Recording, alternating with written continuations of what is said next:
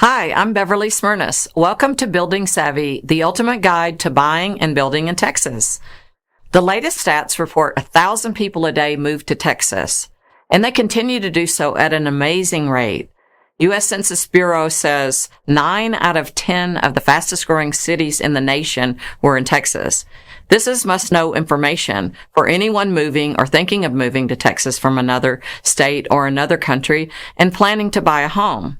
Whether you're a Texas newbie or not, this course will be useful if it's your first time to build a new home in Texas, or to buy a new home that's spec built, meaning built for sale, or to buy a home on the resale market that you want to fully remodel. Texas is one of the few states that does not require statewide licensing for general contractors. But that doesn't mean Texas is a wild, wild place of lawlessness. States like Delaware and Colorado don't require builder licensing either. So why do we not license builders? Most people think that reducing bureaucratic barriers saves time and money. Also, Texas has different climate zones. We're a big state, and different climate zones mean different best practices depending on where you're located. Building codes make new homes superior in performance and safety to older homes, and Texas gives the power to local jurisdictions to accept, amend, and adopt building codes. Provisions are in place to inspect and verify that standards are met. So, because of these things, you don't necessarily need builder licensing governed by the state. But that does mean that you still need to do your homework in selecting a builder. Once upon a time, there was the Texas Residential Construction Commission. It was an early attempt for registering builders and handling dispute resolutions. That was meant to ensure minimum construction standards were being met. But TRCC faced significant criticism. Homeowners were required to pay fees to file complaints with the TRCC with no guarantee of a satisfactory outcome, and the TRCC had no real enforcement power to order builders to fix defects or compensate homeowners when something went wrong. So that in Texas, we have what's called the Sunset Advisory Commission that ensures that state agencies or programs are effective, relevant, efficient, cost-effective, and accountable. And the Sunset Commission concluded that the TRCC was failing to meet its consumer protection goals. Unfortunately, along with the abolishment of TRCC, we lost the resources and information that it provided to homeowners about their rights and how to choose qualified builders and what to expect from the construction process. And so, we finally have this course to help you. The more you know about Texas real estate laws and best practices, the better decisions you'll make about your real estate investment in the Lone Star State. This knowledge, along with an understanding about construction standards in Texas, will help you mitigate potential problems after move-in. You'll know what to do if you do have a problem after move-in. And even if you're buying a home listed for sale, you'll be better equipped to compare the craftsmanship and potential resale value of one home over another. If you're hiring a contractor to build or remodel your home, I can help you learn how to ask the right questions so that you select the right builder or remodeler. I want to help you set realistic expectations about the process of construction. You'll be prepared what to do when issues come up during a construction process.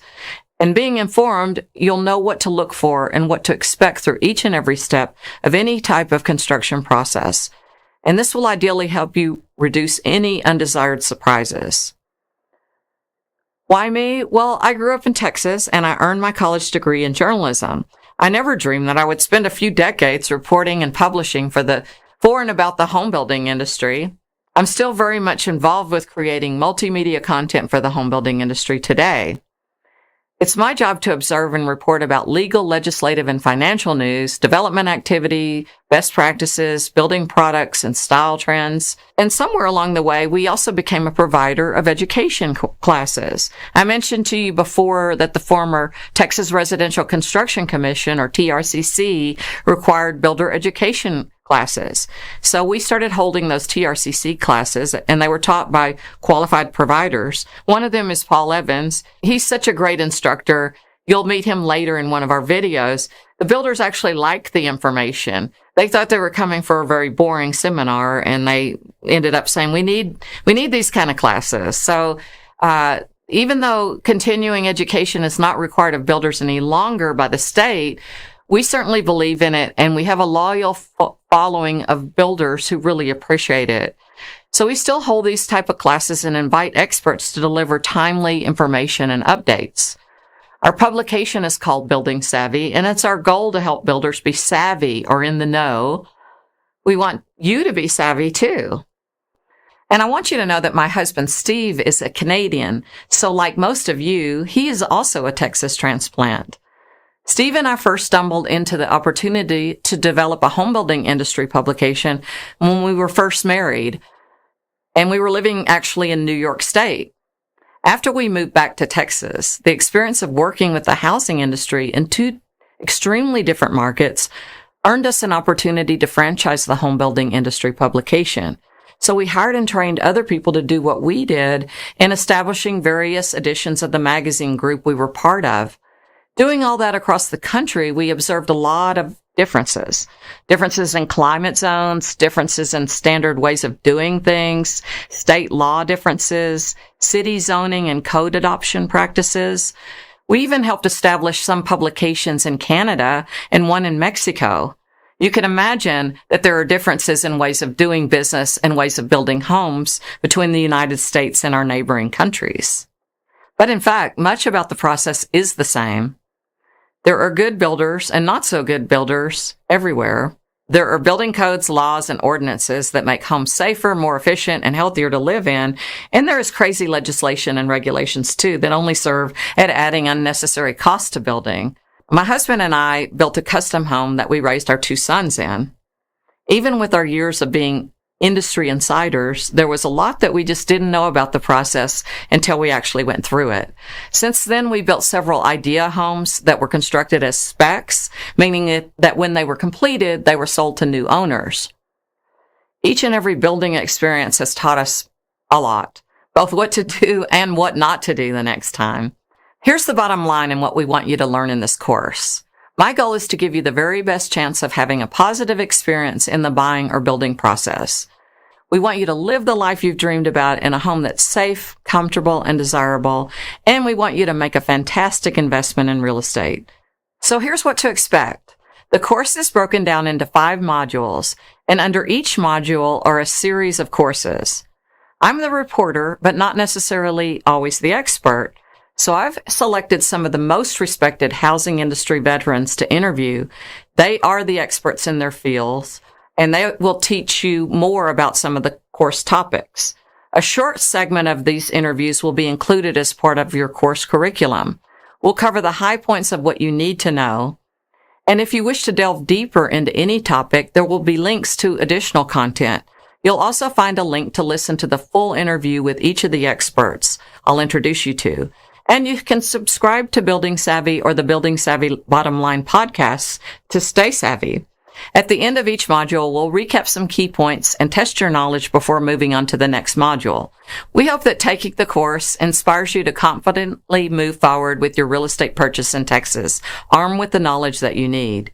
In the process of taking the course, we'll also introduce you to some of the top local resources that you may wish to reach out to for help with your move, settling into your house, and settling into your new life in the great Lone Star State. Before we get started with Module 1, I'd like to introduce you to someone we greatly value as a real estate expert. Realtor Cliff Kessler stood in the same place as you at one time. He was, in fact, a Californian like some of you listening, and he's helped a lot of other Californians build their dreams and their dream homes here in Texas. Here's a snippet from his interview with me. What brought you to Texas in the first place from California? You know, I really wanted a good environment for my kids in terms of having a bigger yard like we talked about, you know, having a bigger space, having a really great family environment. Not that there's not one there, and obviously some parts, every part's different, right? But consistently as a whole, it was a lot easier way of life here in Texas. And there was a lot of growth opportunity. Businesses were booming here. And this is all pre-COVID. I just saw the potential in Texas to take off. And one of the things I love about Dallas, and I was actually just talking about this with someone that came to the open house, there's a lot of big cities in the US that you can't really afford to live downtown. There are $5, $10, $20 million builds downtown. And it kind of encompasses the whole downtown area. So if you work downtown, you have to live in the suburbs. You have to live outside of town to be able to afford that. in Dallas, there's still areas where you can buy a $1,800,000, $1 million home and be 10 minutes from downtown. It's a real special opportunity for people that, can't afford a $5 million house and they want to be close to work. So because of that, a lot of people are moving here and they see the opportunities for growth. We've seen so many big companies come here in the last couple of years. And I think we're going to see even more in the next couple of years, seeing the opportunities here in Dallas. And so I think we're in a really good place here.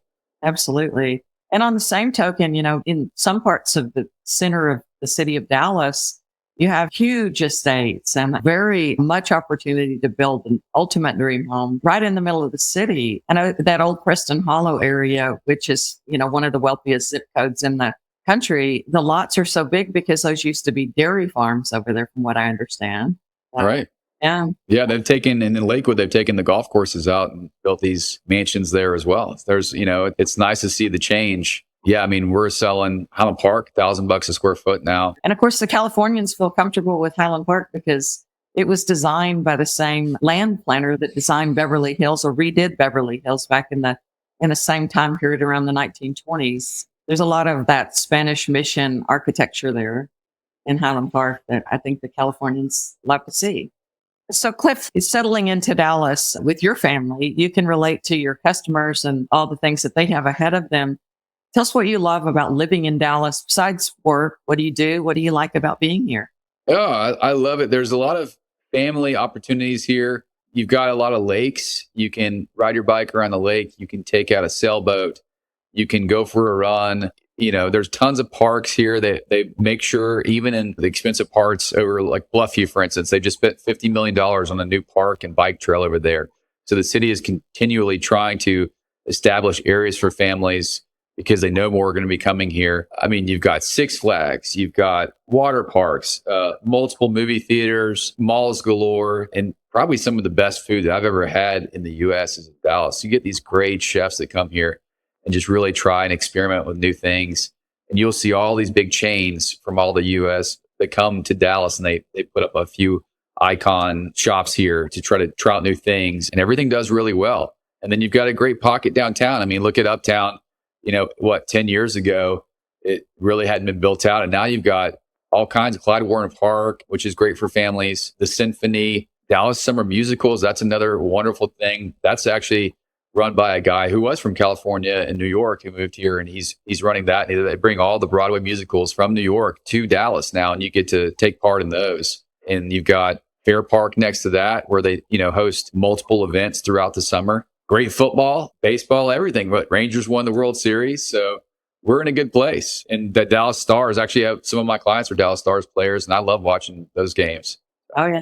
My husband's Canadian, so he loves the hockey as well. So it's been a lot of Canadians coming down for that, too. Yeah, absolutely. Yeah, I know there's a couple of home builders that have relocated or at least branched in from Canada into Texas as well. So a lot of Canadian traffic as well. Really from everywhere. That's great. Coming from New York and Chicago as well. We've got a lot from Chicago recently, and Miami too. Miami's been a big player in terms of people relocating here. I think with the weather and the storms they've had, it's pretty consistent of style of city. So we're getting a lot of those transplants. You're in the middle of the country. If you need to be somewhere else, you can hop on a plane really easily and get there. Exactly. Parts of Dallas are like a ghost town in the middle of the summer because everybody's in Colorado at their second home. That in Florida, you see all of our friends down in Miami. They call it 30A. There's a lot of people down there, and a lot of builders from Dallas going to 30A and building there too to have their second home there. And same thing with Colorado, like you mentioned. Yeah, I think a lot of people, because real estate is still somewhat affordable compared to other markets. A lot of people do have second homes or ranch property closer to somewhere in Texas. Yeah. I actually had someone ask me, and they said, well, what keeps you there? And they've got a $4 million house in LA. And I said, well, because you can have $1 million house in Dallas, $1 million condo in LA, $1 million condo in New York. And I'm not stuck in one place. I get to travel all over the place. Oh, that's interesting. That does make sense. I'd rather be traveling and experiencing things. I encourage you to take the time to listen to Cliff's full interview on Apple, Spotify, or YouTube. You'll find links in your resource guide provided. While you're there, please subscribe to the podcast. See you in Module 1. I'm looking forward to getting started.